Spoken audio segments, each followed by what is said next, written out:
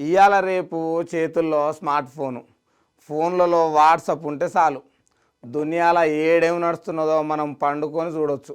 అయితే ఈ మెసేజ్లతోటి మొదలైన ఈ సర్వీసు ఫోన్ కాళ్ళు, వీడియో కాళ్ళు, గ్రూప్ కాళ్ళు, స్టేటస్లు, ఆఫీస్ పనులు ఒకటా రెండా అన్నీ వాట్సాప్లతోనే నడుచుడు మొదలై షురు అయినాయి కదా. ఆఖరకు పైసలు పంపుకునే సవలతు కూడా వాట్సాప్లో చాలా అయింది. అన్నీ ఉన్న వాట్సాప్లో అధికార సేవలు ఎందుకు ఉండొద్దని అనుకున్నట్టుంది ఆంధ్రప్రదేశ్ సర్కారు. అందుకోసమే సర్కారు నుంచి అందే సేవలు కూడా మొత్తం వాట్సాప్ మీద పొందేటట్టు ఇప్పుడు ఆర్డర్ పట్టుకొచ్చింది.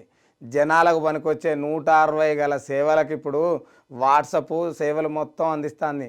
వంతెనగా నిలబడుతుందట. దీని మీద ఆంధ్రప్రదేశ్ మంత్రి లోకేష్ సార్ ఇంకేమన్నాడో చూద్దాం పారి. ఈ ఆలోచన నాకు యువగలం పాదయాత్ర నుంచి మొదలైంది.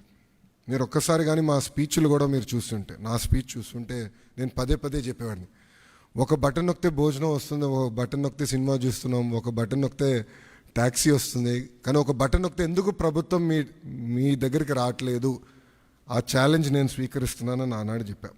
అందుకే ఈరోజు మన మిత్ర ప్రజల చేతిలోనే ప్రభుత్వం, ప్రజల చేతిలో పాలన, మాది ప్రజాప్రభుత్వం, ఈ నినాదంతో ఈరోజు ఇది మేము ప్రారంభిస్తాం జరుగుతుంది. ఎవరు ఇట్లా సర్టిఫికేట్ కోసం ఎవరు ఇబ్బంది పడకూడదు అనే ఆలోచనతో మొదలైంది. మీరు చూస్తే ఇప్పుడు అందరి జోబులో, ప్రతి ఇంట్లో ఒక స్మార్ట్ ఫోన్ ఉంది, అందరి జోబులో స్మార్ట్ ఫోన్ ఉంది. మా అంచనా ప్రకారం 60% మందికి స్మార్ట్ ఫోన్ అనేది ఈరోజు ఉంది. దాంట్లో ప్రధానంగా వాట్సాప్ అనేది అందరు ఇన్స్టాల్ చేసుకుంటారు. మీరందరూ కూడా వేలాది గ్రూపుల్లో ఉంటారు. నాకు కూడా ప్రభుత్వం పొరపాట్లు చేస్తే నాకు కూడా ఇక్కడున్న మీడియా మిత్రులతో సహా ప్రజలు కూడా మెసేజ్లు చేస్తాం జరిగింది. సో అప్పుడు నాకు వచ్చిన ఆలోచన అంటే యువగలం పాదయాత్రలోనే లేదు, వాట్సాప్తో వర్క్ చేయాలి, అదొక ప్లాట్ఫామ్, అందరూ వాడే ప్లాట్ఫామ్ అని ఆలోచించి నేను సంధ్య గారికి మేము అవుట్రీచ్ చేసి కలిసిన తర్వాత ఒక ఇనిషియల్ డిస్కషన్ అయిన తర్వాత వాళ్ళు ఏమన్నారంటే ప్రపంచంలోనే ఎక్కడ ఇన్ని సర్వీసెస్ ఒకేసారి ఒకే ప్లాట్ఫామ్ అయినా తీసుకురాలేదు, బిట్స్ అండ్ పీసెస్ వచ్చినాయి. సో ఆర్టీసీ చేసి ఉండొచ్చు, లేదంటే మున్సిపాలిటీ చేసి ఉండొచ్చు, ఎవరు వాళ్ళు చేశారు. యాజ్ అ స్టేట్ ఎవరు చేయలేదు. ఇది వన్ ఆఫ్ ఇట్స్ కైండ్. మీరు చేయగలుగుతారా, అవుతుందా, మార్పు మీరు సిస్టంలో తీసుకురాగలుగుతారా అని నన్ను అడిగారు.